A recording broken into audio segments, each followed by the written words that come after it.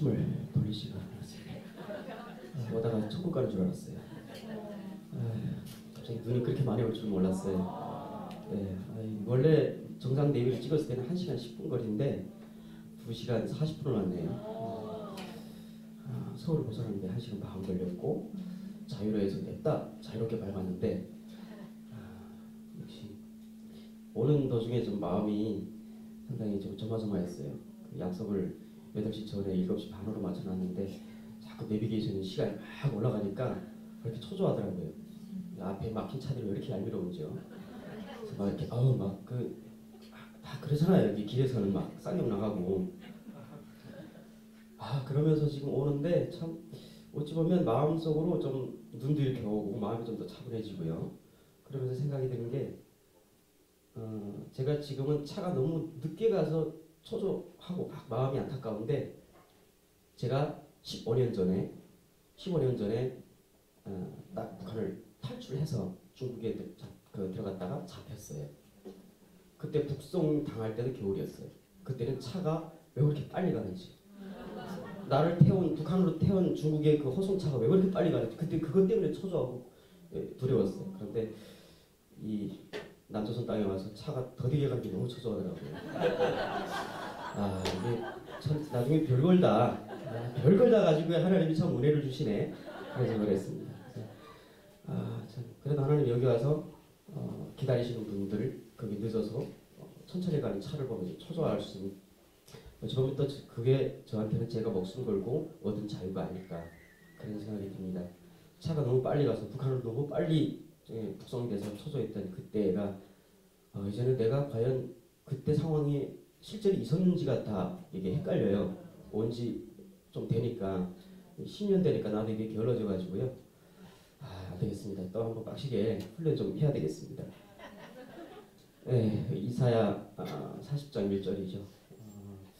어찌 보면 우리가 통일이라든지 이런 것들이 눈에 보이지 않는 허상이잖아요. 그러니까 딱 집히지 않는 거예요. 통일이라는 빌딩도 없고 아무것도 없잖아요. 통일을 우리가 어떻게 해야 될지 아직 머릿속에 나오질 않아요. 한국 사회는 분열돼가지고 통일 담론이 완전히 갈라졌죠. 한쪽에서는 우리 민족끼리 통일을 이야기하고 있고 여기 지금 집권한 분들도 그렇지만 또 다른 곳에는 자유통일. 과연 우리 민족끼리 통일이냐 자유통일이냐. 아직 그 통일에 대한 국민적 합의도 되지 않았는데 우리 탈북자들은요 와서 너무 당황스러워요. 둘 다 통일을 원하기는 원하는데 너무 상반된 통일인 거예요. 그럼 어느 통일을 할 건지. 근데 이쪽을 봐도 답이 안 나오고 저쪽을 봐도 답이 안 나옵니다. 그렇다고 자유통일을 원하는 사람들이 그 자유통일을 할 수 있는 능력이 되는가 하는 거예요. 정권까지 빼앗겼으면서. 그러면 우리 민족끼리 통일 누가 통일할 건데요? 그 학살자하고 통일을 할 거예요? 그것도 말이 안 되잖아요. 그러니까 도저히 우리는 가운데서 과연 뭘까? 정말로 깜깜하고 한국 사회에 와서 처음에는 무식해서 모르니까 용감했어요. 막 들이받고 막 했어요. 그런데 한국 사회를 알아가면 알아갈수록 더 두렵더라고요. 통일이 두렵고 한국 사회가 두렵고 북한이 두렵고 그랬는데 결국은 과연 우리의 정체성과 또 우리가 한국에 와서 왜 살아야 되는지 그리고 우리가 통일을 왜 해야 되는지 여기에서 저도 많은 고민을 했습니다. 결국은 그런 거 있잖아요. 6.25 때 우리가 힘이 든든해가지고 살아났으니까 아무것도 아니잖아요. 전혀 가능성이 없었던 상황에서 한국이 지켜낸 것처럼 지금은 거의 가능성이 없다고 생각을 하면서도 불구하고 어찌 보면 우리가 하나님 안에 있으면 하나님이 우리를 잡고 있으면 꼭 살아나리라라고 하는 그 기적밖에 기댈 수가 없는 거더라고요. 결국 통일도 기적이고 근데 그 기적이 어디서 나오냐? 제 생각에는 결론부터 말하자면 하나님을 위로하는 것이다 라는 생각이 들어요. 어찌 보면 그게 우리가 북한 사람들을 위해서 기도하고 북한 통일을 위해서 기도하지만 그건 어찌 보면 하나님을 위로하는 그 행위가 아닐까? 하나님을 위로해서 하나님이 마음이 녹으면 그 분단도 빨리 끝내주지 않을까? 그런 생각을 합니다. 너무 늦게 와서 저 본론부터 말했습니다.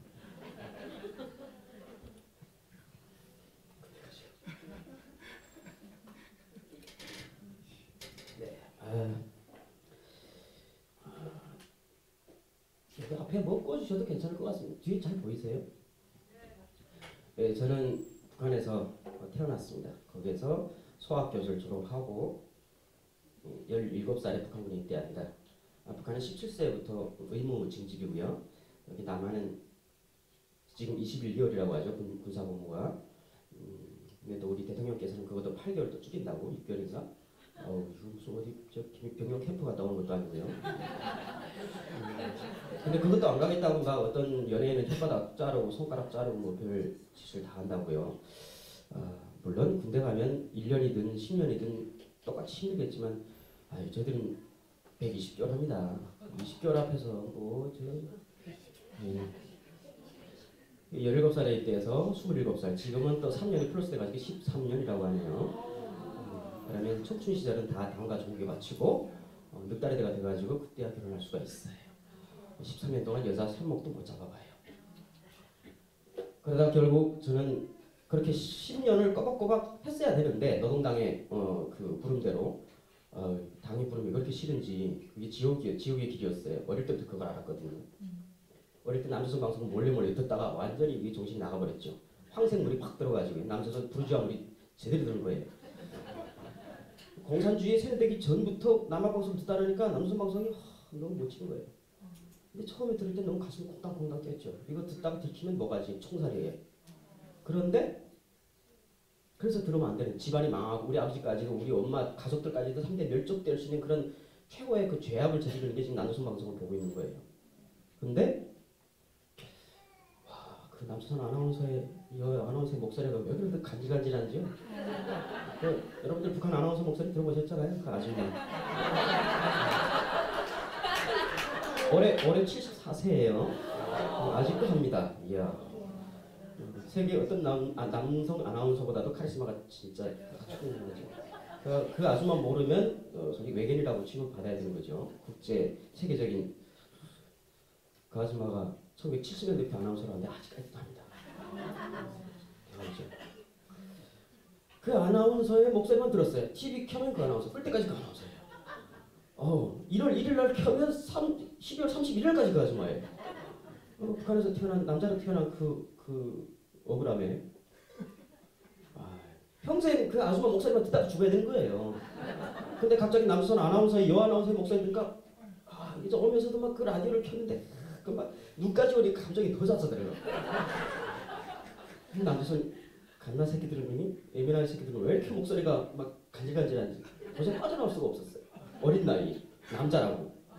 그래서 결국은 KBS 사회교육 방송에 푹 빠져서 남조선 방송을 듣기 시작했습니다. 그래서 결국은 어린 나이에 야 도망가자, 안 되겠다. 왜냐하면 이제 몇 년 있으면 징집되거든요. 그래서 도망을 택하고 친구하고 열심히 도망 준비를 했지만 결국 어디를 튀겠어요. 12살 나이에 도망을 시작을 결심했어요. 12살에 지금 나라를 떠나겠다는 거예요. 진짜 이거 진짜 올챙이가 지금 용이 되겠다는 거예요. 당장 내일 당장. 그렇게 하다가 어디를 뛰겠어요. 별 생각 다 했죠. 물 튜브 있잖아. 물 빵깡이라 물통을 비우고 공기를 이렇게 가지고 몇 개를 해서 이렇게 개들랑 다 차고 동해로 내려올까 서해로 내려올까 막 이런 생각하고 도저히 이게 감이 안 잡혀요. 그렇게 시간을 소비하다가 17살이 돼서 군에 징집이 됐어요. 우리도 군 의무니까요. 친구하고 있었는데 친구는 신체검사에서 불합격했어요. 영양실적을 해서. 근데 저는 합격이 돼서 둘이 갈라졌죠. 둘이서 도망을 시작으로 결심을 하고 생각을 했었는데 결국은 저는 군대 나갔고 친구는 고향에 남았습니다. 저는 군대 나가서 거의 죽다 살았습니다. 군대 나갈 때 몸무게가 42kg이었어요. 완전 섹시하죠. 키도 작고 몸무게도 작아서 아버지가 나가지 말라고 엄청 말렸어요. 그런데 나는 나가겠다고. 왜냐면 전방이라도 나가서 튀려고 그랬거든요. 아버지는 당에 충성하느라고 내가 그렇게 앙탈을 쓰는가 하죠. 아버지는 야 괜찮다, 당에 충성 이 정도면 됐다. 나는 아버지 아닙니다 이러고 나간다고요. 내 속내를 몰랐지, 이 검은 속내를. 결국은 아버지의 만류를 뿌리치고 군대를 입대했는데 저보다 더 작은 놈들이 있었어요. 제가 그때 키가 158이 나왔고 이거 요즘에 전철 타니까 뭐 초딩들 막 이만해요. 징그러워가지고요. 끔찍하더라고. 얼마나 잘 먹었는지. 군대를 나가서 닥친 대로 먹었어요. 나무하고 돌 빼놓고 다 먹었던 것 같아요. 그렇게 먹어도 이게 몸이 치솟질 않아서 한 24개월 정도 되니까 몸무게가 36kg, 조금 더 가서 32kg까지 내려갔어요. 제 사람이 아니죠. 저도 저를 거울을 보면서 사람이라고 생각되지 않아요. 이렇게 제가 낯설어요. 거울을 보는 게. 이 해골이 바짝 말라가지고 쑥쑥 들어가서요. 해골 윤곽이 드러나요. 머리카락은 노래져가지고 볏짚처럼 툭툭 끊어지고요. 주먹은 사타구니 안에 이렇게 술렁술렁해요. 항문은 풀려가지고 관략근이 다 이게 영양실로 없어져가지고요. 똥오줌 못 가려요. 그런 애들이 한 개 대대, 한 개 중대불량이에요. 지금 그런 군인들한테 지금 자꾸 당하고 있습니다. 말이 됩니까?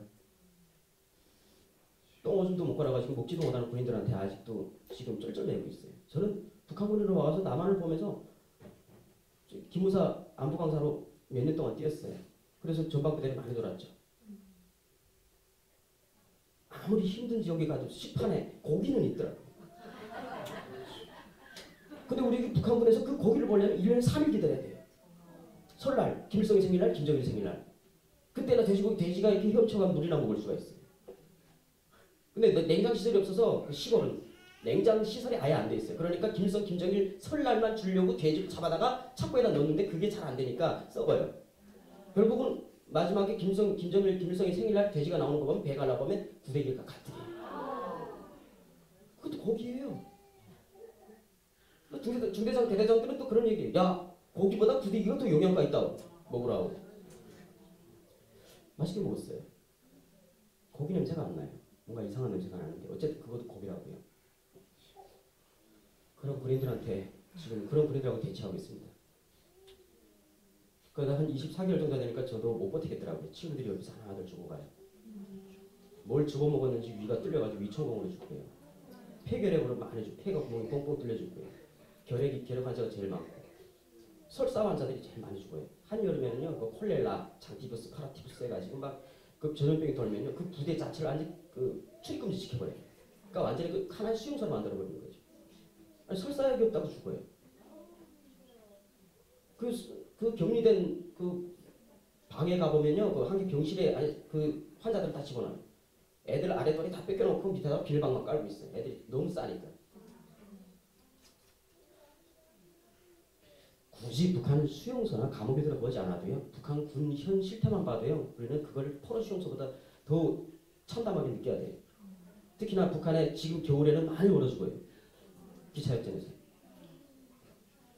10년 전, 20년 전에 굶어 죽은 아빠 엄마 다 굶어 죽어서 고아가 된 애들이 그때부터 꾸준히 기차역과 시장에서 돌아다니다가 그렇게 된 거예요. 저는 친구들이 많이 죽어갔어요, 군에서. 그래서 너무 저도 좀 있으면 죽겠다 싶어가지고 군에서 도망을 쳤어요.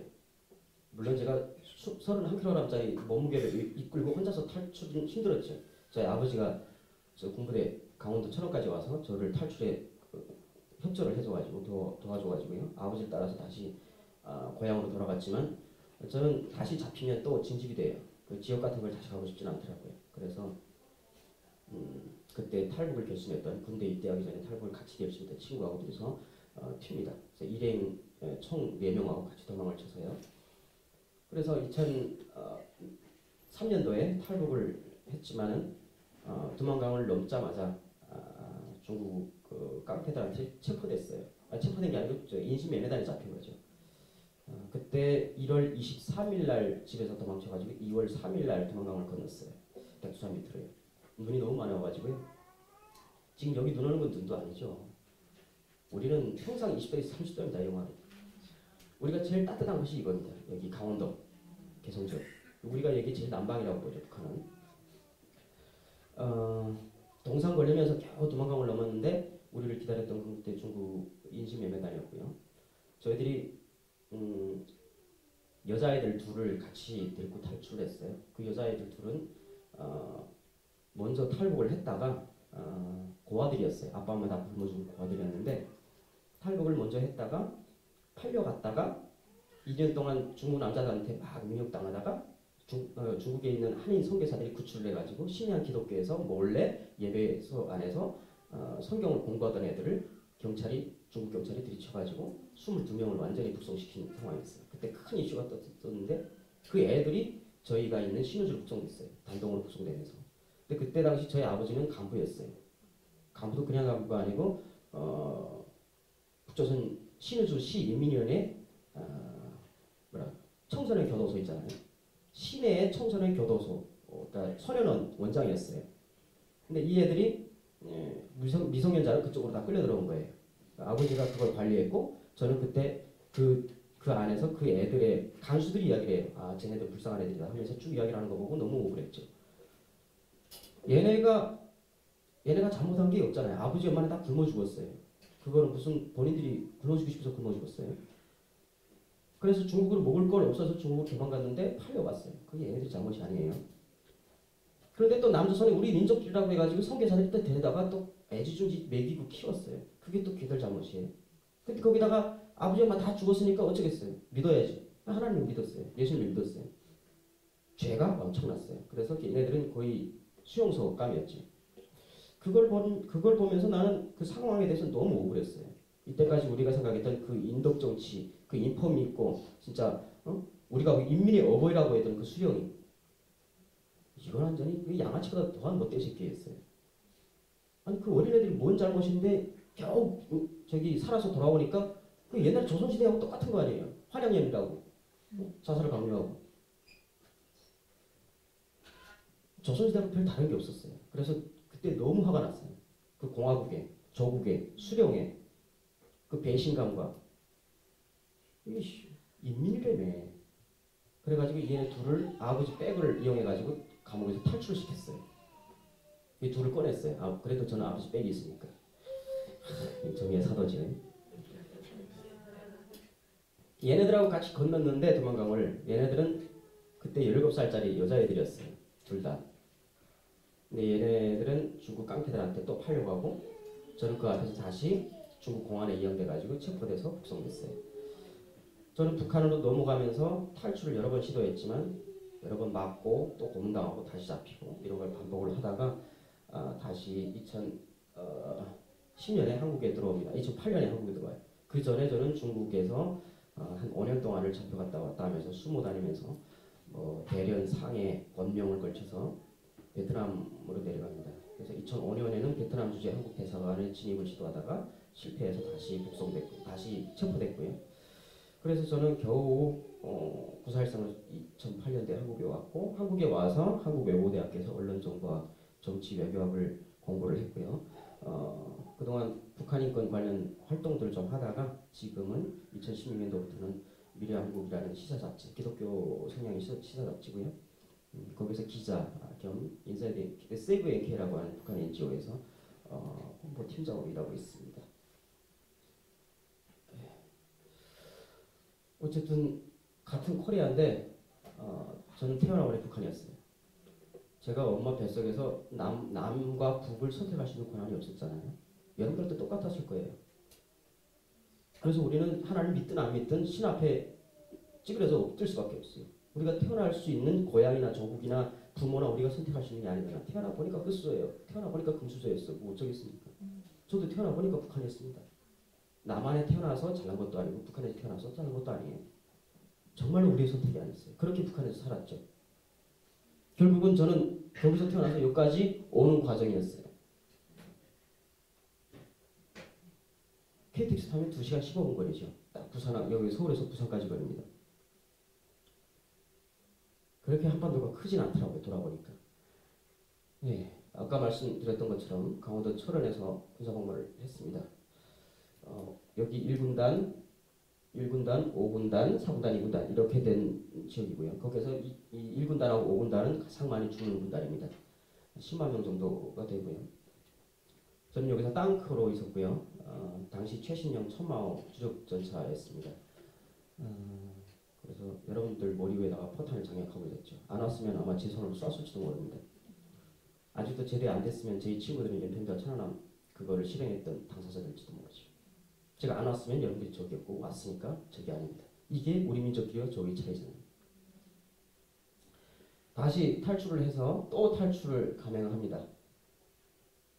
열흘 동안 여기까지 열흘 동안 갔어요. 산에서 차도 없고 아무것도 없어요. 기차도 아예 운행도 못하고요. 전기가 없어서 밤새 걷고 또 걷고 추운 날을 넘어갔지만 다시 중국 공안과 경찰에 잡혀가지고 그 여자애들은 사라지고 저는 다시 북송됐습니다. 저는 다시 중국 전방을 떠돌면서 전북 전 지역을 떠돌면서 최남방까지 갑니다. 결국은 베트남 주재 하노이 한국 대사관에 진입하려다가 한국 대사관의 거절로 진입이 실패합니다. 그래서 한국 대사관은 저를 베트남 경찰에 이양했습니다. 베트남 경찰에 이양하면서 그 한국 대사관 직원이라고 하는 분은 그 사람이 하는 말이에요. 제가 그 사람이 진짜 직원인지 아닌지 모르겠지만 저한테 그런 얘기를 하더라고요. 한국까지 보내는 건 불가능합니다. 이미 당신은 베트남 경찰이 장악을 했기 때문에 우리가 서줄 수가 없어요. 그리고 북한에서 어떤 죄를 지켜왔습니까? 어떤 범죄를 짓고 왔어요? 어떤 큰 죄를 짓고 도망친지 모르겠지만 북한에 들어가서 다시 회개하고 사는 게 오히려 나을 겁니다.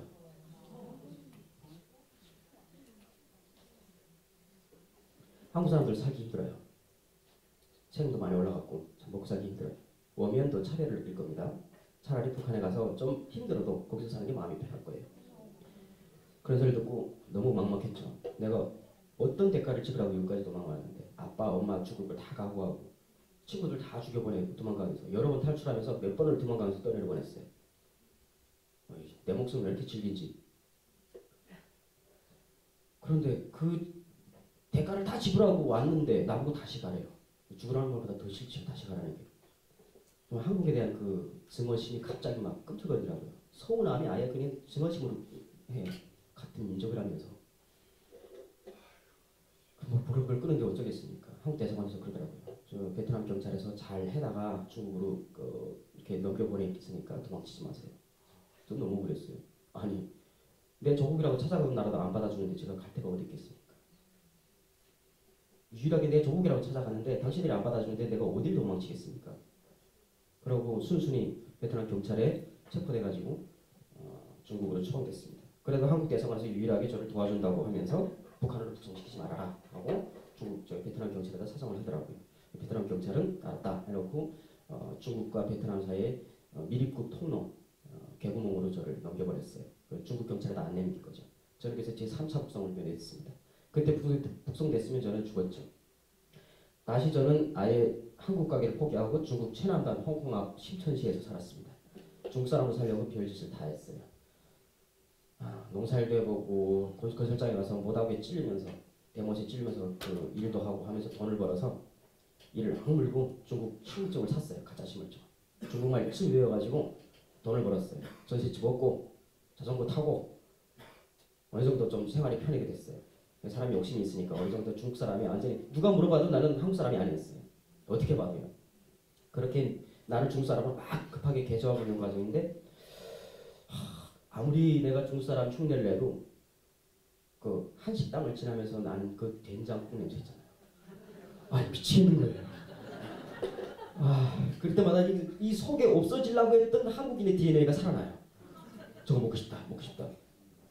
그 김치 냄새, 신 냄새가 왜 그렇게 가슴을 막 그러는지 눈물 나도록 먹고 싶더라고요. 내가 한국 식당이라도 취직해서 좀 소원이라도 풀어야 되겠다. 그래가지고 돌아다니다가 한국 식당에 취직을 했어요. 취직을 해서 보니까 구인 광고를 보고 왔어요. 중국의 구인 광고 신문이요. 교촌치킨 중국 체인점이 있어요. 여기 피자점이 있어요. 교촌치킨하고 임실치즈 피자를 같이 하더라고요. 그래서 피자를 마스터했습니다. 치킨을 마스터해서 지금 치킨만 봐도 진절머리가 나와요.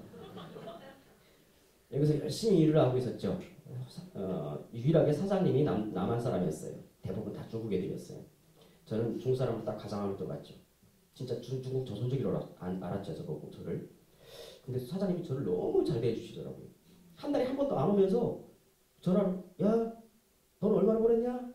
네, 뭐 한 8,000원 벌었습니다. 그거 원가 내놓고 챙겨놔. 내가 지금 갈게. 한 달에 한 번씩 와서 돈 걷어가는 거예요. 나한테 가게를 다 맡기니까 너무 감사해서 가서 사장님한테 이실직거리 했죠. 저 지금 북조선에서 왔어요. 너 탈북자야? 네. 그래 어쩌라고? 안 놀라네?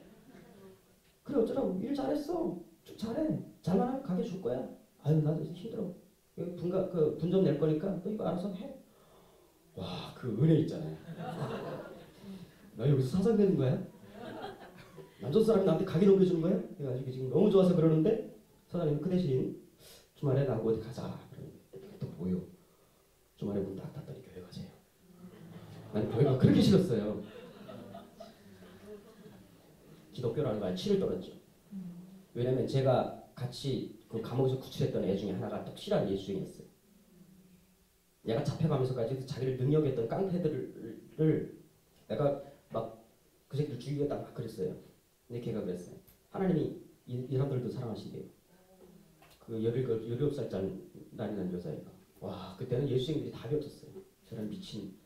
자기를 능욕하고 끌려가고 죽이려고 하는 사람들을 보면서 하나님이 이들도 사랑하시니까 살인하지 말래. 하나님이 항상 함께 하신대 오빠. 끝까지 하나님 믿으래. 미쳤구나. 그때는 예수쟁이들은 정말 정신이 이상한 미친 사람들이었어요. 가뜩이나 북한에서 기독교는 그 인민의 마약이라고 배웠는데 기독교에 대한 증오심이 더 컸죠. 어떻게 사람을 저렇게 잘못 만들어놨으면 저런 멍청이를 만들어놨냐 기독교가. 근데 나 그 사장님이 기독교 신자였어요. 아우, 나보고 가세요. 끝까지 고집이 세가지고 안 가겠다고 막 뻗쳤어요. 그래 가세요. 안 가겠다고 가세요. 안 가겠다고 막 이러면서 막 이러다가 사장님이 마지막 비상수를 쓰더라고. 너 그러면 월급 동결한다. 갈게요. 따라가셨죠. 돈 앞에서 장사했으니까. 그래서 따라갔죠. 뭐 목이 껴가지고 송아지 마냥 따라갔어요. 교회 갔는데 한인교회예요. 그때 당시 몰랐죠. 그 중국법이 중국 현지인들을 선교하면 불법이에요. 그럼 추방시켜요. 그리고 그 교회는 항상 중국 사법경찰들이 숨어 있어요. 난 뒤에 와서 그걸 알죠.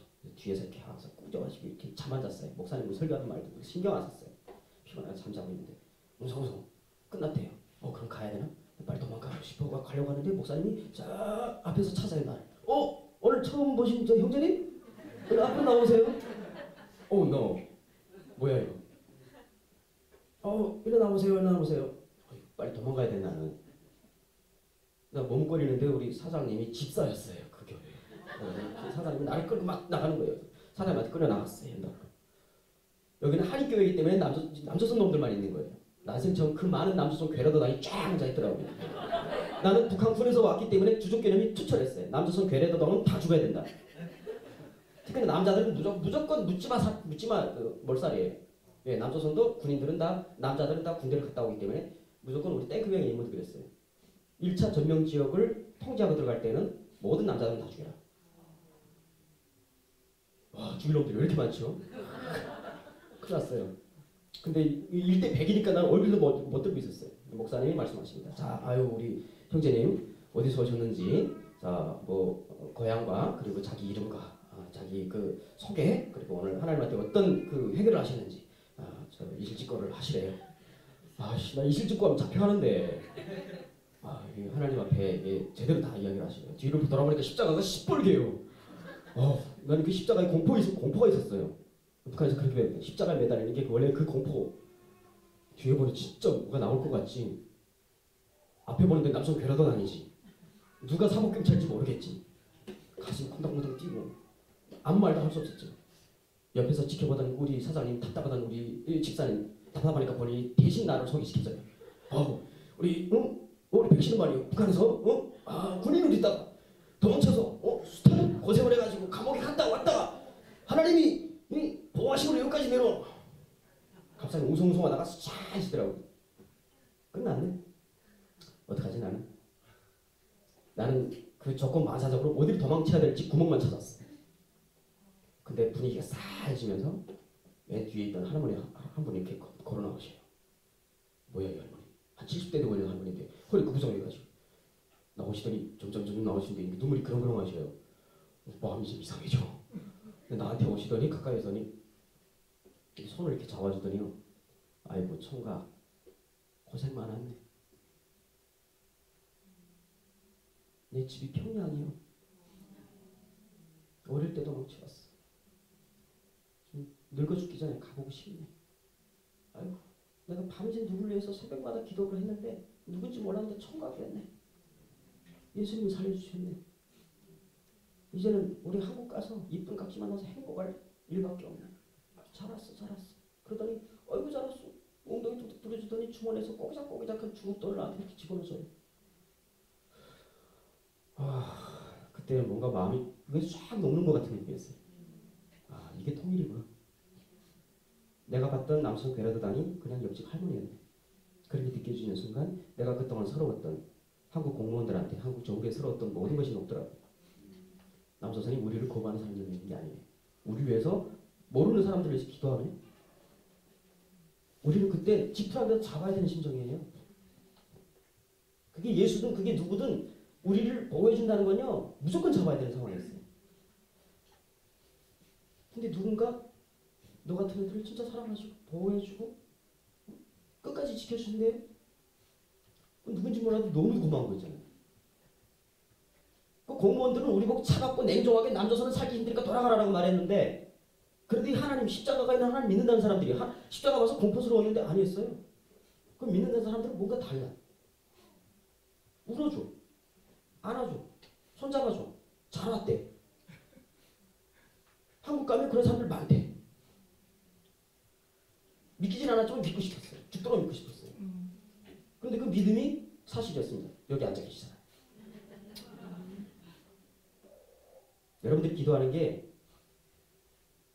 믿는 사람들 입장에서는 믿지 않는 사람들 입장에서는 아무리 그래봤자 죽지 이 사람들은. 그래요. 여러분들 지금 열심히 기도하고 있잖아요. 그래도 엄청나게 굶어 죽어가요.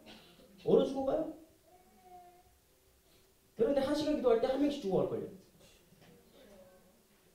기도해도 죽을 사람은 죽습니다. 단 그 사람들이 여러분들이 기도한다는 그 사실 하나를 인지했을 때 어떤 상황에도 살아나요.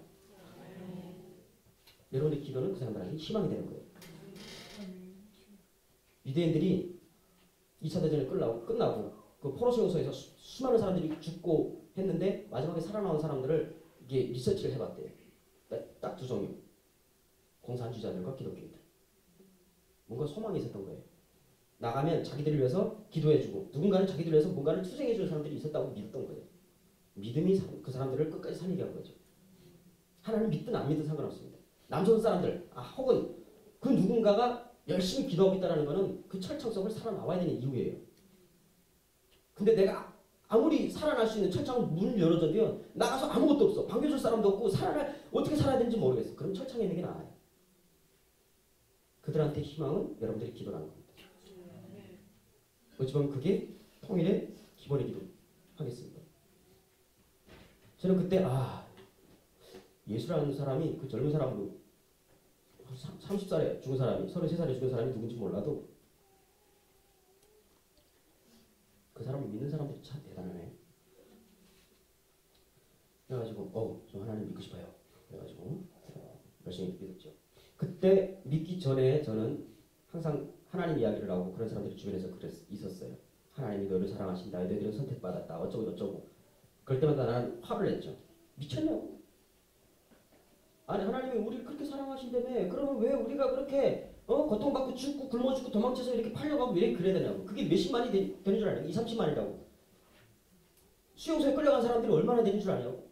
우리가 그 안에서 죽어야 될 사람들이 얼마나 많은 줄 아냐고. 하나님 이게 공평하냐고. 우린 신도 버린 사람들이라고. 우린 신한테도 버림받아가지고 우린 국제 유령이라고. 그렇게 살았어. 그런데 내가 하나님 믿겠다고 하면서 성경을 딱 봤는데 처음엔 성경이 너무 재미없었어요. 이스라엘 역사를 내가 왜 알아야 돼? 나를 그렇게 눈물겹게 했던 그 할머니, 그 집사님들이 나는 그 사람들은 뭔가 예수를 믿어서 괜찮아. 근데 그 사람들이 나를 보고 성경을 읽으래요. 구원받는데. 일단 좋은 거니까 좋은 사람들이 말하니까 한번 해보자. 누가 누구를 낳고 누가 누구를 낳고 창세기가 너무 지려 죽겠어요. 이걸 왜 알아야 돼? 읽으래요. 네. 읽다가 37장부터 딱 꽂히기 시작했죠. 소설이 들어갔어요. 거기에는 경이 아니고 그 다음에 소설이더라고요. 불경이 아니고. 그때 요셉 이름이 나온 거예요. 제 본명이 요셉이 아니었어요. 쭉 요셉이 나오는데 뭔가 나하고 뭔가 동질감이 느껴져. 나도 17살에 저기 군대 나가서 개 죽은 듯 다 뻔했잖아요.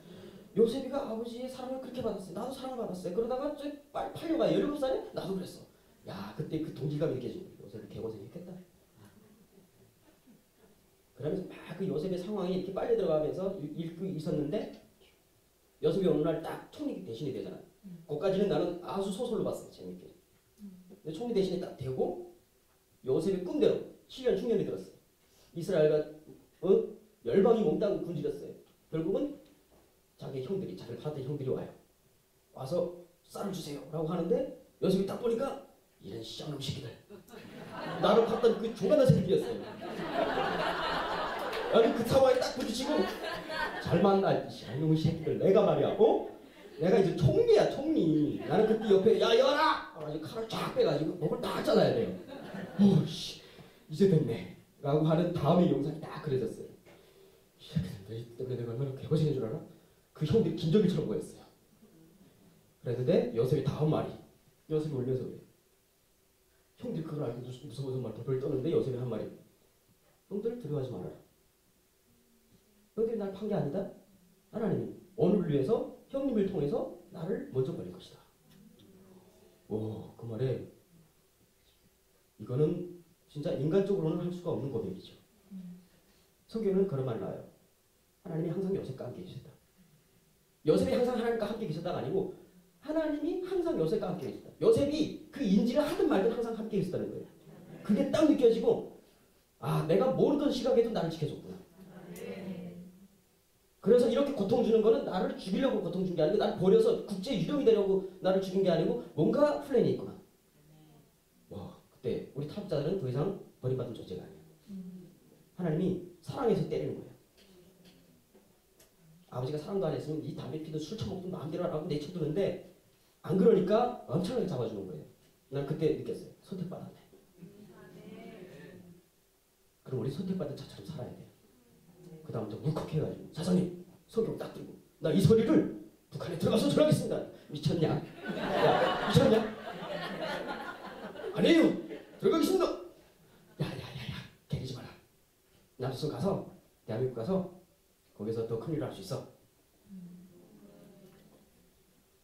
알겠습니다. 순종하고 다시 이 최남방을 벗어났습니다. 올라가서 저기 청도에서 서울 인천공항으로 가짜 신분증을 가지고 들어오려고 세관을 통과하다가 신분증이 돈이 모자라서 싸구려였어요. 그래서 세관에서 가짜로 판명이 나가지고 수배령이 떨어졌어요. 아 역시 하나님은 사랑하시면 제대로 때리셔. 훈련을 아주 제대로 주셔. 다 갖는 줄 알았는데 경찰이 딱 보더니 이상하대요. 꼴라요 하더라고. 와 순간 우리는 딱 직감했죠. 아 이거 가짜 신분 판명하네. 그 다음부터 공항에서 슬슬 밀려나가지고 통을 쳤죠. 세관에서. 그러고 차도 못 타고 여기저기 도망치면서 택시 타고 막 돈을 뿌리면서 올라갔어요. 그래도 회사에서 번 돈이 있어가지고 그걸 꽁꽁 양말에다 꽁지고 그리고 몽골 땅으로 쫙 직진했죠. 몽골이 제일 안전하다고 생각했죠. 그래서 내몽골을 지나서 몽골 고비 사막을 쭉 가려겠죠. 몽골 사막을 쫙 가고 있는데 어느 날 영화에 딱 들어서 우리는 항상 라디오를 들었어요. 그 정보가 그쪽으로 오거든요. 미국에서의 방송 RFA가 탈북자들 정보를 많이 줘요. 그거를 RFA를 북한에서 들었는데 그날 우연하게 RFA 방송을 이렇게 돌려서 딱 듣는데 희미하게 잡히는 거예요. 근데 속보 탈북자들이 몽골 국경을 넘다가 국경 수비대 총탄을 맞아서 4명이 죽었대요.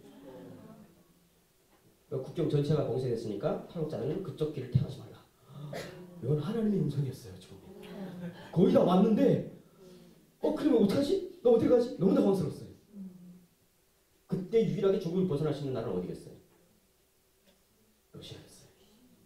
러시아로 도망갔죠. 갑자기 목당나무로 팍 틀어가지고 쭉 해서 러시아 들어갔어요. 근데 또 이 지역이 이렇게 지도로 보면 일직선이에요. 난 일직선이 지도로 구글 지도로 이렇게 확인하고 갔는데 왜 일직선인가 했더니 그 후에는 알았어요. 국경 분쟁 지역이더라고요. 러시아와 중국이 45년 동안 국경 분쟁을 했대요. 나 그것도 모르고 막 뛰어들었어요. 여기 수구나 강에 들어가다가 우스리스크라는 게 강이 유명해요. 우스리 강을 통해서 블라디보스토크까지 내려가요. 강이. 저는 그 강 따라서 튜브 타고 내려갔죠. 그게 더 화단이 됐죠. 강 따라 내려가려니까 깊을 때도 있을 거 아니에요. 그래서 트랙터 튜브를 몇 개 준비했어요. UDT 대원적인 훈련 받은 적도 없어요. 어쨌든 산을니까 별걸 다 한 거죠. 혹시나 산에서 길 잃었을까봐 나이타, 불, 소금, 벤치 혹시나 몰라 뭐 있으면 모래 벤치, 칼 쫙 완전 무장했어요.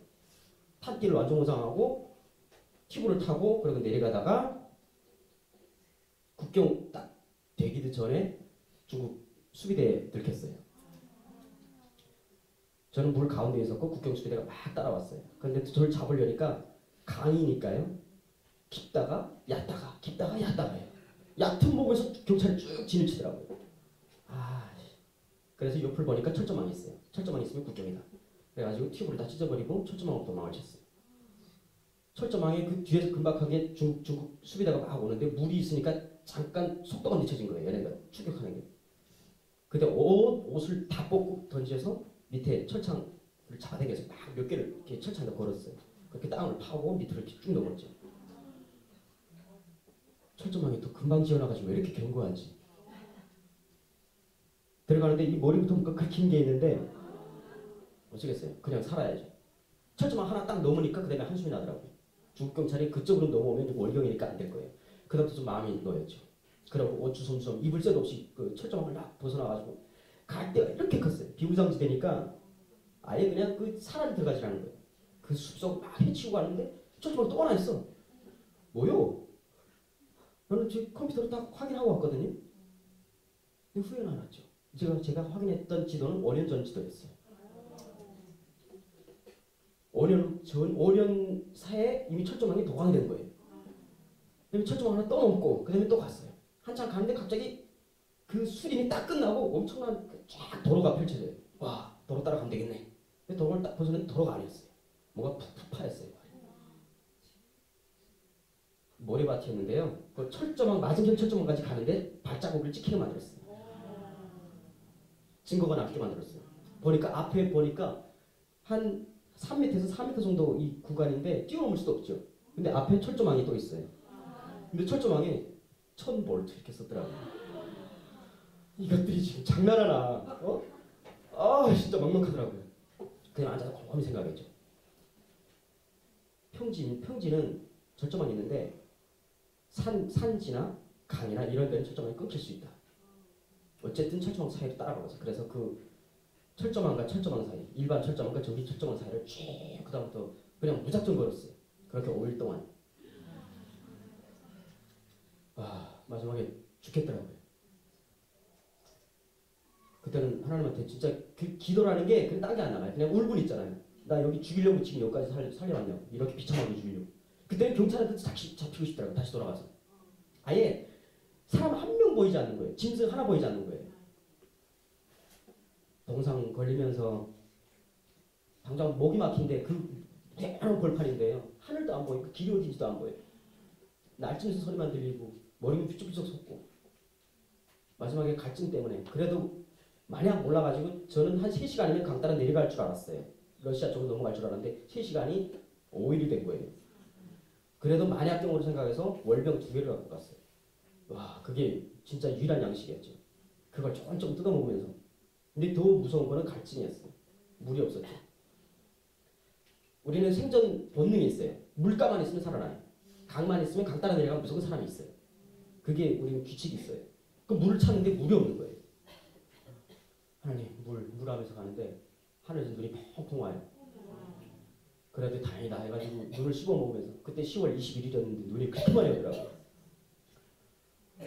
그 연해주에서 눈을 맞으면서 오다가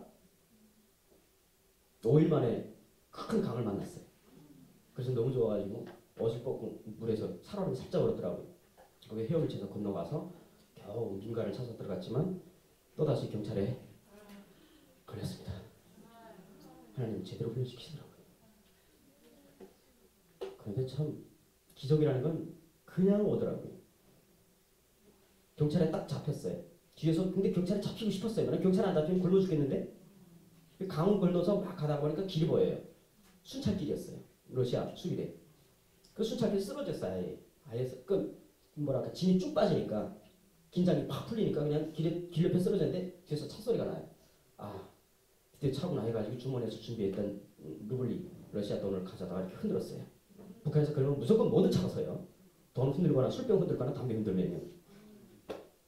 담배나 술이나 다 챙겨왔어요. 그런데 그때는 그게 너무 그 배나 하나 있기 때문에 러시아 돈권에서 막 흔들었어요. 그 차가 지나가다가 쭉 지나가더라고요. 아 지나가네 하고 딱 봤는데 뒤를 못 봤죠. 힘들어서. 앞에 가는 걸 보니까 경광등이 번쩍거리고 있더라고요. 뭐야 국경 수비대네. 한참 가다 딱 급제동하더니 뒤로 막 휘나더라고요. 이거 튀어야 되나 말아야 되나. 반갑기도 한데 이거 잡히면 또 끝나겠고 러시아도 독청시켜요. 창업자들. 어떡하지 했는데 차는 이미 내 옆에 와섰고 러시아 놈들이 나한테 쫙 창문 들이더니 헤이! 이제 쏴! 이러더라고요. 오라고. 그래가지고 미스터급에 갔어요. 그러니까 차 문 열더니 나를 쓸어 넣어요. 차 안에다가. 그래서 차 타고 갔죠. 진짜 할렐루야. 차 안에 술 냄새가 진동 나더라고요.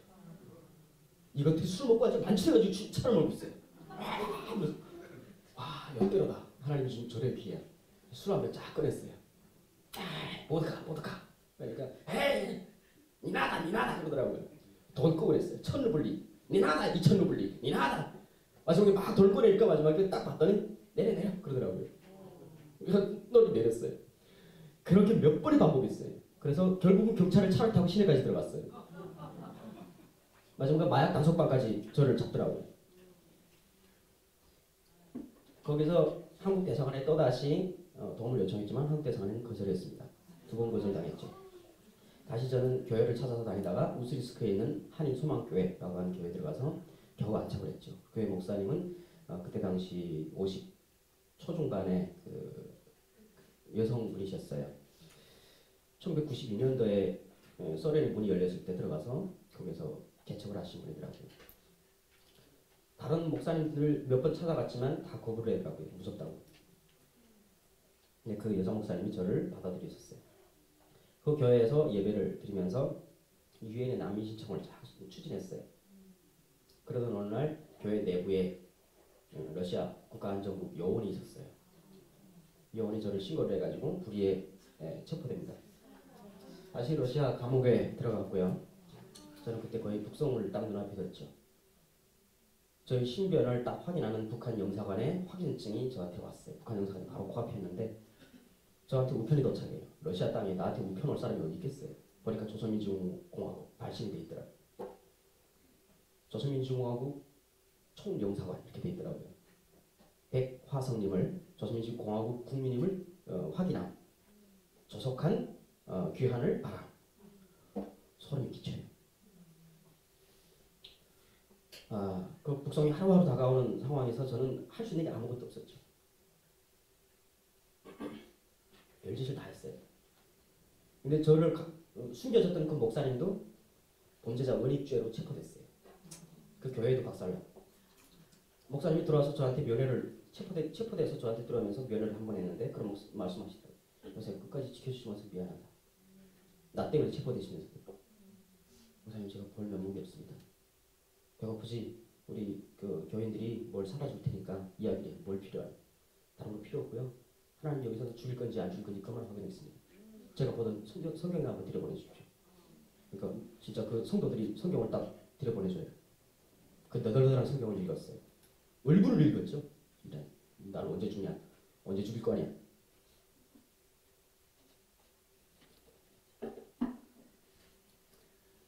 근데 거의 희망이 없던 상황인데 그때도 또 뭔가 기적이 있었어요. 우리는 식상한 기적을 생각하는데 저는 그때 그것이 기적이었어요. 성경을 읽고 있었는데 러시아 감옥에 들어가는 순간 저는 테러리스트이기 때문에요. 죄목이 테러리스트예요. 왜 튜브 타고 갔죠? 국경을 넘을 때. 그 마지막에 증거를 보니까 완전 무장했죠. 칼, 벤치까지 그 초점을 다 끊으려고 생각을 했던 거예요. 거기다 강 따라 이렇게 침투했죠. 거기다 북한 군인이었죠. 군인이었는데 바로 한국으로 안 가고 중국 통해서 베트남 갔다가 다시 러시아 왔어요. 근데 나보고 물어봤어요. 너 어디 가려니까 한국 간대요. 그러니까 뭔가 내가 이상해요. 그러니까 러시아 법원에서는 테러리스트 이렇게 됐어요. 그래서 저는 거의 중범죄가 됐잖아요. 살인, 강간, 강도, 마약, 마피아 이런 과목에 들어갔어요. 와 이게 깡패들이요. 러시아 깡패들이 이게 백인 올주가 너무 강해가지고요. 이게 동양인들 들어오니까 엄청난 천대와 멸시가 있잖아요. 폭력과. 특히나 중국인들을 그렇게 싫어해요. 중국하고 너무 사이가 안 좋더라고요. 이게 국민적 정서가 반중 정서가 엄청 심하더라고요. 근데 나는 중국 신분증 갖고 들어왔는데 중국말까지 잘해. 나를 막 중국인으로 생각하고 엄청나게 막 몰아붙이더라고요. 진짜 이유 없이 맞고 막 그랬어요. 머리끝부터 발끝까지 문신한 그 마피아들한테. 밥도 같이 안 먹고요. 그냥 원숭이 취급하고요. 사람 취급도 안 해요. 쩍하면 그냥 그 변기에다가 걸레 빨라고 하고 자기네 그 옷 빨라고 하고요. 또 겨울 그렇게 추운 겨울인데 참 더물도 안 나와요. 그렇게 있는데 그 아주 최악을 경험하는 상황이었죠. 유서까지 썼어요 저는.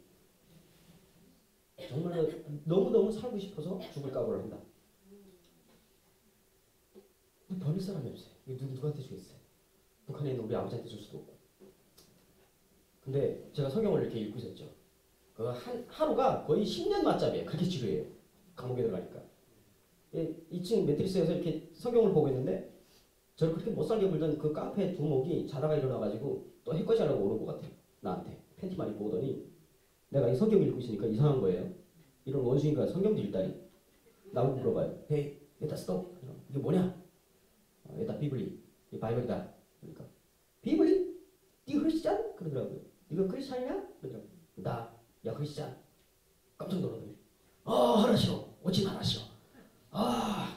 야 크리스찬. 자기가 크리스찬이래요. 뭔 개소리요? 야 크리스찬. 반갑다고 막 형제님 반갑대요. 뭔 소리야? 동방정교회하고 기독교하고 똑같이 크리스찬이라고 하더라고요. 크리스찬, 프로테스탄트 다 똑같더라고요. 그러니까 자기네 정교 교회인 줄 아는 거예요. 와, 할렐루야 하더니 막 내 손잡고 미안하다고 이 집에 있지. 날 용서하라. 응? 내가 그동안 해코지하고 용서하라고. 그러더니 막 나를 갑자기 신분이 기업에서 천국으로 상승한 거예요. 나는 갑자기 적응이 안 되는 거예요. 얘 왜 이러지? 저를 미안하다고 하더니 형제님 일로 오세요. 그러더니 막 매트리스 그 중국 쪽에 동네에서 날 빼더니 막 자기네 백인 동네에다 깔아줘요. 그러더니 막 그 흑빵 그 감옥에서 나오는 흑빵을 버려버리니까 이거 먹지 말래요. 이게 짐승들이 먹는 거예요. 그래서 자기네 막 면에서 들어온 흰빵을 막 주면서 이거 먹으래요. 놀라운 건 식전 기도를 하고 있어요. 좀 전에 나하고 성경을 큐티하세요. 어머, 황당한 거예요. 근데 여기까지는 몰랐어요. 근데 진짜 기적은 여기서 났죠. 가만히 있더니 밤에 자는데 이놈이 심심한지 나와서 에이 조셉 수다 그러더라고요. 그래서 갔어요. 따라가서 조셉 야 이 집에 있지? 뻥튀기 내가 일 도와주겠다. 내가 그동안 너무 미안해가지고 말이야. 너한테 해거지 않게 일로 와. 그러더니 이건 진짜 나만 가지고 있는 거야. 그러더니 밑에서 막 찢더니 안에서 이렇게 딱 꺼내더니 주요. 찔리폰 핸드폰 아니에요. 삼성 찔리폰. 삼성 핸드폰이에요. 나보고 네 어디 나라 사람이에요? 야 유저로 깔아야 크리스찬이다. 난 남조선 대한민국 크리스찬이다 이렇게 했어요. 내가 그 말 한마디에 죽고 살고가 판명이 날 뻔했어요.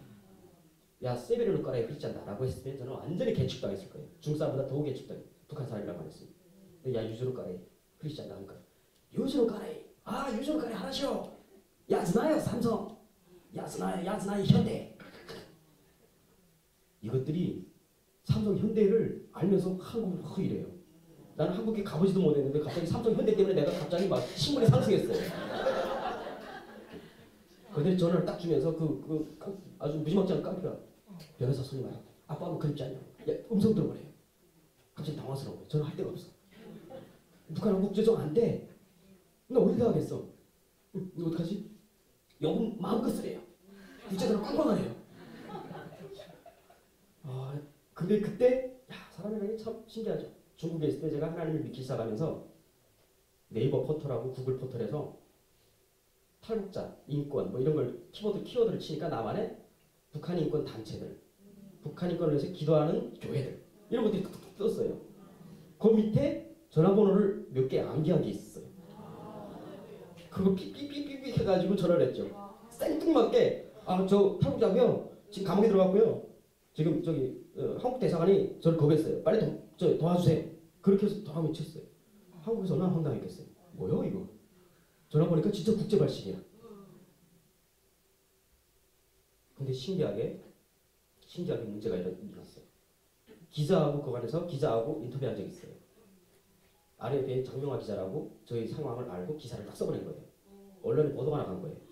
언론에 보도가 나간 걸 시민단체들과 교회들이 그거를 딱 가져다가 외교통상부에다가 탄원을 한 거예요. 탈북자를 버렸냐? 그러니까 구출하라 했어요. 정부가 그때 정권이 딱 바뀌었을 때예요. 대선이 한창 치르고 2008년 1월에 딱 바뀌더라고요. 2월 그때. 그래서 저는 북한 사람들이 저를 대기하고 있었고 저는 북한에 북송 직전에 한국의 요원들이 국정원 요원들이 그것까지 들이쳤어요. 저를 새치게해가지고 빼내갔어요. 와 대단하다. 저 같은 놈이 뭐라. 제가 황장엽도 아니에요. 북한의 거의 관료도 아니라고요. 저 아무리 때려봤자 정보가 안 나와요. 아니 말단 땅크명 있던 놈이 무슨 정보가 있겠어요? 정보의 가치도 없어요. 국정원에서 목숨 걸 이유가 없다고요. 하나님이 그 가치를 주셨어요. 그래서 저는 딱 북한으로 북송 직전에 모스크바 갑니다. 그래서 블라디보스토크 공항에서 러시아 주재 한국 대사관 요원들하고 러시아 유엔 난민 직원들하고 같이 보호를 받으면서 모스크바 가요.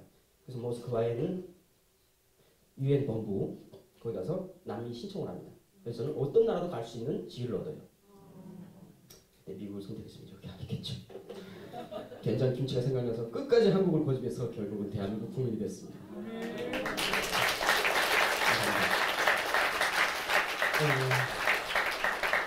아직 안 끝났어요. 저는 그때 꿈에도 그러던 대한민국을 올 수 있을 줄 알았죠. 러시아 푸틴이 김정일하고 엄청나게 친했어요. 저를 함부로 북송했다가는요 북한이 삐져가지고 해가지고 난리 칠 수도 있어요. 북한이 제일 싫어하는 게 인권 문제거든요. 그걸 건드리면 북한이 제일 그 알레르기 반응을 제일 심하게 보여요. 그러니까 푸틴도 북한을 장악하기 싫어. 그래가지고 저를 야 뭐라. 근데 나는 또 러시아의 테러리스트예요. 그래서 푸틴과 러시아 정부는 생각하면서 저를 제3국으로 추방 명령을 내려요. 한국으로 보내지도 않고 북한으로 보내지도 않고 제3국 추방. 그래서 저는 다시 동독을 경유해서 동독 프랑크푸르트를 경유해서 한국 대사관들의 그 직원의 도움으로 다시 대한항공을 갈아타고 한국까지 옵니다.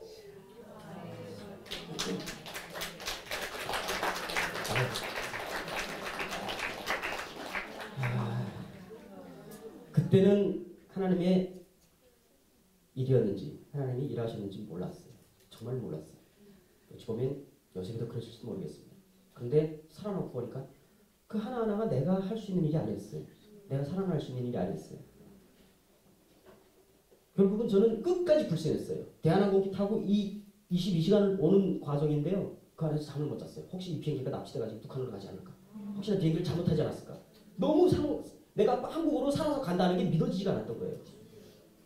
그 비행기가 인천공항에 쫙 내리는데 이게 문을 이렇게 창문을 열었는데 평양 순환비행장 이렇게 나오면 그게 완전히 그냥 그 안에서 죽어야 되는 거죠. 그 조마조마하네. 저는 그동안 이 2090일 동안 감옥에서 산속에서 비몽사몽에 일기에 한국에 가는 모든 상황들을 그렸어요. 배 타고 갈 수 있을까? 비행기 타고 갈 수 있을까? 그게 막 나한테 사무쳤어요. 그런데 진짜 정작 간다니까 그것도 비행기 타고 양복 쫙 입고 대사관에서 저를 이렇게 탈출시키려고 완전히 그냥 메이크업 쫙 시키고요. 북한 그 딱 걸리려고요. 완전히 007을 해가지고 저를 보냈어요. 갑자기 막 신사처럼 넥타이 꽉 매고 정장 입고 이러고 가는데 나도 낯설고 이게 막 당황스러운 거예요. 결국은 순환비행장에 딱 내려서 보니까 이렇게 됐어요. 그동안 인천공항이에요. 아직도 이게 막 트라우마가 있어요. 지금도 가끔 심신이 허약할 때마다 이게 북한에 가 있는 꿈을 거예요. 아 죽을 것 같죠. 이 심장이 쩍쩍 나고요. 10년이 지나서도 아직 그게 나아지지가 않네요. 결국은 남한에 와서 너무 억울해서 과연 하나님이 나를 얼마만큼 뺑뺑이 돌린다고 하니까 35,000km를 뺑뺑이 돌렸어요. 결국은 여러분들이 다 가지고 있는 이 하나를 가지려고 어찌 보면 남들이 보기에는 여러분들이 태어나서 아무 대가도 없이 받는 저거 주민등록번호 신분증 하나 저거의 가치가 얼마일까요? 그런데 우리는 저 가치를 위해서 아버지 엄마 다 버리고 고향과 모든 걸 버렸어요. 그렇게 해서 수십만 명이 넘어왔지만 유일하게 한국에 살아 돌아온 사람들은 그게 10분의 1밖에 안 돼요.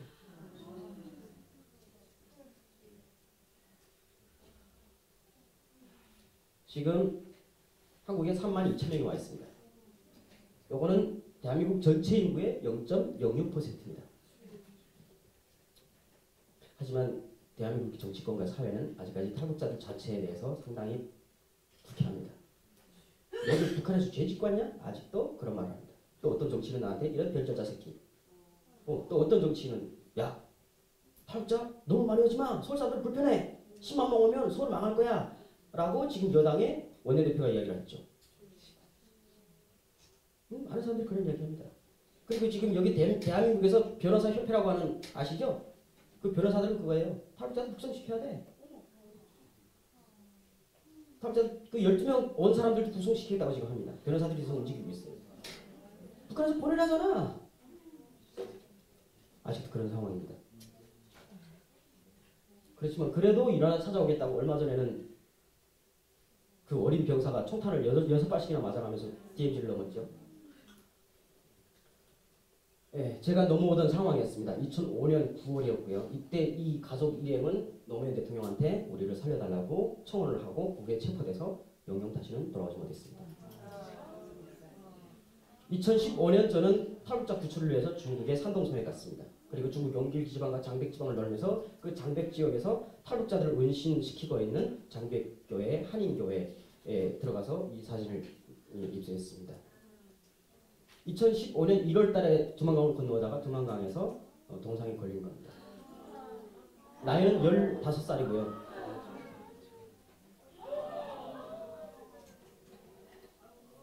결국은 돌팔이 의사를 데려다가 수술을 시켜서 2달을 절단했습니다.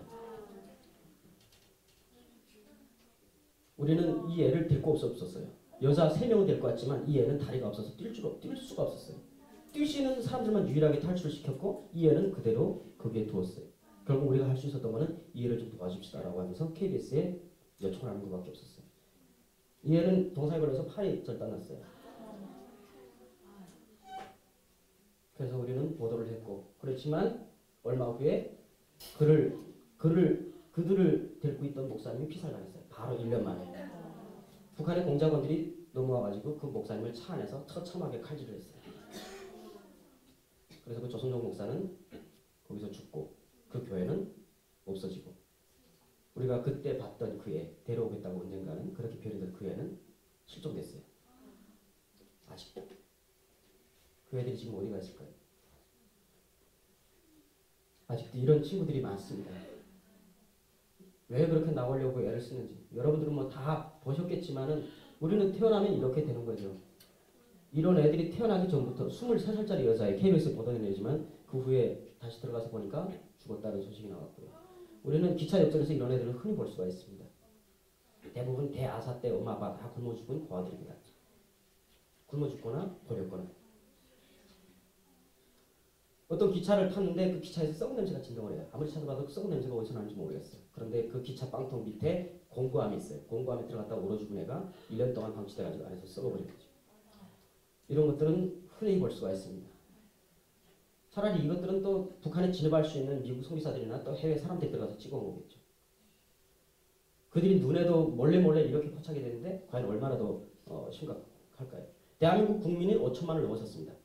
6.25 전쟁 때 인원 차이가 그렇게 나지 않았습니다. 북한은 지금 2,300만에서 마이너스입니다. 절반도 안 됩니다. 수천만입니다. 수천만. 우리는 북한 사람들이 굶어 죽으니까 쌀과 빵을 주자고 하죠. 그래서 여러분들은 열심히 세금을 모아다가 열심히 퍼줬어요. 고맙습니다. 대한민국의 위정자들이 북한 사람들이 먹고 살기 힘드니까 그 사람들 살리려고 쌀을 주고 돈을 준 거는 인정을 합니다. 그 사람들의 순수성에는 의심의 여지가 없습니다. 단, 그 사람들이 가장 북한에다가 쌀과 돈과 모든 물품을 최고로 많이 지원했을 때 300만이 굶어 죽었어요. 그 기간에. 아니, 여러분들이 잘 살라고 잘 먹으라고 굶어 죽지 말라고 준 쌀인데 그 쌀을 주고 있는 그 기간에 굶어 죽었어요. 그거 뭘로 답할 건데? 그 답이 없잖아요. 남한만 지원했어요? 유엔 얼마나 많이 들어온지 몰라요. 대한민국 쌀보다 유엔에서 지원해서 쌀, 중국에서 들어오는 쌀이 더 많았어요. 그럼에도 불구하고 사람들이 죽었어요. 전 정치적 논리를 배제합니다. 뭐 그게 포죽이든 뭐죽이든 북한 사람들 살리기 위해서 줬다고 생각합니다. 단 결과가 뭐예요? 그 기간에 제일 많이 죽었다는 결과예요. 저는 그거는 하나님의 말씀에 비롯된 거라고 생각합니다. 하나님 말씀 뭐라고 하셨습니까? 예수님이 제자들을 몇 명 모아놓고 연설을 하다 보니까 숱한 사람들이 예수님의 이야기를 듣기 시작했어요. 마지막에 날이 어두워지고 숱한 명이 모아지니까 이 옆에 제자들이 걱정을 했잖아요. 예수님, 이 많은 사람들 어떻게 먹이죠? 먹을 게 없습니다. 라고 걱정하니까 예수님이 이런 말씀하십니다. 걱정하지 마라. 하나님 말이야. 공중에 나는 새나 들개의 짐승이나 그 풀들이나 굶어 죽게 만들지 않았다고. 대한민국의 들고양이들 들개들이 굶어 죽습니까? 안 그럽니다. 어떻게 해서든 살아납니다. 그 미물들한테서 주님께서 주신 하나님이 주신 그 창조적인 자유가 있습니다. 내가 만든 가장 위대한, 가장 존귀한 너희들인데, 인간들인데 똑같은 자유, 신이 공평하게 주는 그 자유가 있는데 그걸 인위적으로 박탈당한 겁니다. 그들한테 빵과 우유나 그런 걸 줄게 아닙니다. 그들한테 필요한 건 스스로 먹고 살 수 있는 자유입니다. 그건 하나님이 주신 겁니다. 근데 우리는 그들을 개나 돼지처럼 보는 거예요. 그래서 그들에다가 빵과 뭔가를 여줘야 된다고 생각하죠. 백날, 천날 해보세요. 그들이 지금 당장은 여러분들이 주는 초코파이나 먹으면서 아이고 감사합니다라고 하지만 그들도 자유화가 들어가고 민주화가 되고 그들도 머릿속에 뭔가가 들어왔을 때는 우리 개 취급했냐? 라는 생각이 들 겁니다. 하나님은 남이나 북이나 똑같은 피조물을 만드셨습니다. 믿으시죠? 그렇기 때문에 그들한테는 하나님을 여러분들처럼 똑같이 배부르게 먹고 따스한 방에서 이렇게 열심히 하나님을 위해서 기도하고 그래도 잡혀 죽지 않고 총살당하지 않는 그런 사회가 필요한 겁니다. 그런 자유가 필요한 겁니다. 우리도 여러분들처럼 같이 기도하고 싶고 여러분들처럼 등 따시고 싶어요. 여러분들처럼 대통령 쌍욕에도 잡혀가지 않고 정부 쌍욕하고 데모를 해도 무총 쏴주는 우리는 그걸 보면서 충격 먹었어요. 아니 소고기 돼지고기 안 먹겠다고 엄청 데모를 하는데 정부에서 불총이 아니고 물총을 쏴서요. 와 이거 샤워까지 시켜주고 공짜 샤워까지. 우리는 난 북한에서 그걸 보면서 와 저게 무슨 정부가 저래. 대선 때마다 대통령 서로가 쌍욕하는데 안 주고 쌍욕하면서도요. 수령님을 모독하는데 와 대단해요. 어린아이 할 것 없이 대통령 막 비판하는데도 아무 처벌이 없어요. 여러분들은 그게 아무것도 아니지만 우리한테는 목숨 걸 이유였어요. 그 자유가. 그런데 저는 여기에서 포인트가 있습니다. 과연 우리는 정상이냐? 그러니까 우리 몸이 과연 정상으로 되어 있느냐라는 겁니다. 하나님이 세상을 만드시고 우리를 만드실 때 참 어떻게 만들었는지 그리고 우리가 하나님 앞에 어떻게 서원을 했는지 대한민국 헌법 제3조에는 어떻게 나와 있는지 우리가 외국인들이 들어왔을 때 외국인들한테 우리나라를 어떻게 그려보일 건지 우리는 이렇게 그립니다. 과연 그렇지가 않습니다. 하나님 보시기에 그리고 나사의 인공위성들이 세계 각국의 인공위성들이 내려다볼 때 우리는 없습니다. 이거는 사실입니다. 팩트입니다. 하나님이 이쁘게 만들어졌는데 절반이 태평양으로 가라앉았다고요. 그래도 우리는 조선반도라고 한반도라고 서로를 속이면서 삽니다. 반도가 맞습니까? 아닙니다. 섬 중에 섬입니다. 하나님 아버지잖아요. 아버지가 아기를 정상적으로 이쁘게 만들었는데 그 아기가 걷는 걷다가 차에 치여가지고 절반 도망갔어요. 하나님 보시기에는 그 애를 보는 아버지의 마음일 겁니다. 어떻게 저렇게 정감이 납니까? 그런데 더 안타까운 그 애가 아픈 줄도 모르고 웃어요. 아버지는 더 아플 거예요. 저는 그 아픈 마음이 하나님을 위로하는 마음이 아닐까. 우리가 아파야 되고 하나님 보기엔 당연히 우리가 아파야 되는 존재인데 아파할 줄 모르는 거예요. 울어야 되는데 울 줄도 모르고 내 절반이 어디 가냐 찾아야 되는데 찾을 줄 모르는 거예요.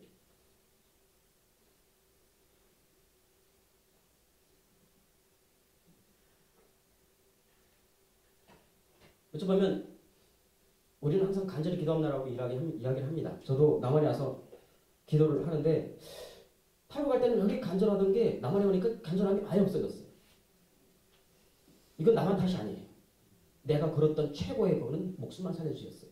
근데 목숨을 살려주셨잖아요. 그러니까 더 이상 그럴 가치가 없는 거예요. 그 나머지 직장에서 힘들었어요. 이거는 목숨 가치가 아니에요. 간절한 게 없어진 거지. 너무 안타깝더라고요. 하나님 그 다음에 내가 간절한 게 뭡니까? 나는 이때까지 하나님 제발 살려주세요. 이 한마디로 살아왔어요. 제발만 살려주세요. 근데 그게 진짜 간절한 기도입니다. 여러분들 중에 혹시나 뭐 자녀분이나 아빠분이나 누가 중국 선교에서 선교 갔다가 저기 이슬람권에 선교 갔다가 잡혀서 TV에 나와보세요. TV에서 자식들을 목대고 쫙 잘라보세요. 얼마나 간절합니까? 그때 나오는 기도 있잖아요. 제발 저들을 살려주세요. 내가 이 나라에서 태어나고 싶어 태어난 게 아닌데 내가 저기 가고 싶어서 간 것도 아닌데 어떻게든 저기 가니까 저렇게 목이 잘리는 거예요. 저 나라에서 태어나니까 저렇게 죽어가는 거예요. 우리는 북한을 보면서 하나님의 아픈 마음을 이해할 줄 압니다. 이렇게 이쁘게 만들고 이렇게 오붓하게 만들었는데 우리가 이쁘다고 한반도기까지 걸어서 그렇게 흔들고 있는데 과연 그렇습니까? 절반이 완전히 없어졌는데 우리는 그걸 찾으려고 아버지 보기에는 너무 안타깝고 아픈데 그렇지만 하나님 물을 겁니다. 나에게 더 간절할 것이 없냐. 저는 그 간절한 게 그런 것 같습니다. 아직 두고 온 가족이 있고 그 가족이 저 때문에 많은 고초를 겪습니다. 지금. 그래서 저희 아버지는 돌아가셨고요. 제가 탈북한 후에 저희 누나는 많은 핍박을 받았습니다. 나중에는 제가 보낸 사람 때문에 체포돼가지고 감옥에 갔고요. 저희 집은 국가에서 몰수했습니다. 이런 소식 들을 때마다 마음이 그렇죠. 그러면서 나는 한국 사회에서 아무렇지도 않은 듯이 살아가야 돼요. 우리의 고통은 끝나지가 않는 거예요. 어찌 보면 하나님이 저희들의 가치를 그렇게 보내신 것 같습니다. 아픔을 알라고. 절반짜리 대한민국, 원래 아픈 사람들이라. 니들이 그 아픔을 한번 나눠보라. 나의 아픔이니까 제발 좀 나눠좀 보라. 어찌 보면 하나님이 우리를 그렇게 30만, 40만의 탈북자들 중에서 10만을, 그 10분의 1, 3만을 살려보내신 이유가 아마 여러분들한테 고통을 나눠서 나를 좀 위로하게 달라. 하나님을 위로받고 싶어 하는 것 같습니다. 우리가 제발 그 고통을 여러분한테 전해서 그 고통에 여러분들이 같이 아파하고 나중에는 하나님, 내 형제인 줄 몰랐어요. 지금 내 형제네요. 아무리 제가 그동안 몰랐어도 이제는 아니까 하나님, 제가 같이 살게요. 내 동성을 안아줄게요. 했을 때 아버지 보기엔 얼마나 가슴이 찡하겠습니까? 어찌 보면 하나님은 그런 기도를 원하시는지도 모르겠습니다. 그리고 우리가 원해야 될 기도는 우리가 잘나서 여기 태어난 것도 아닌데 저기서 태어난 자들이 그 말라가는 저자들이 하나님 여기 좀 들어가게 달라고. 저들도 우리처럼 똑같이 하나님을 위해서 기도하고 하나님을 바라보면서 자유롭게 하나님을 찬양할 수 있는 그런 세상에 오게 해달라고. 지금 우리가 하나님을 제일 위로 드릴 수 있는 말이, 그리고 그 위로를 통해서 또 여러분 당사자가 자신들이 다 위로받기를 원합니다. 네, 뭐 이거는 북한에 대한 어떤 영상이지만 여러분들은 다 보셨을 겁니다. 그래서 이걸 보시면서 여러분들이 북한 주민들을 살아서 같이 하나님을 섬기자고 예수님께, 그리고 저 제발 살려달라고 기도를 부탁드리겠습니다. 감사합니다.